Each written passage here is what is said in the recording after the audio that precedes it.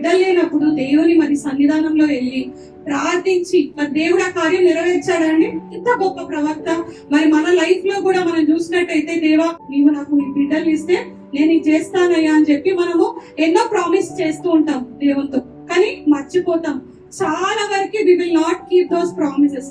ఒక్కసారి జ్ఞాపకం చేసుకోండి, మీ బిడ్డలు పుట్టినప్పుడు కానీ మీరు ఏవైతే మరి దేవునితో ప్రామిస్ చేశారో అది నెరవేర్చారో ఒక్కసారి గుర్తు చేసుకోండి. మరి హన్నా ఎంత పెద్ద సాక్రిఫైస్, దేవా నీవు నాకు ఒక మగ బిడ్డని ఇస్తే నేను నీ సన్నిధానానికి అప్పచెప్తాను అని చెప్పేసి అని మరి సమూయేలు ఎంత గొప్పగా దేవుడు వాడుకున్నాడు కదా.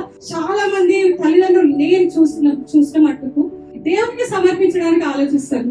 పాస్టర్ పిల్లలు కూడా, అమ్మో నేను పడ్డ శ్రమలు వాడు పడొద్దు, నేను పడ్డ బాధలు వాడు పడొద్దు అని చెప్పి అంటారు కదా. నేను చాలా మాటలు విన్నానండి, కానీ నేను పాస్టర్ గారు మాత్రం బిడ్డలు పుట్టిన వెంటనే దేవునికి సమర్పించుకున్నాము. హల్లెలూయా.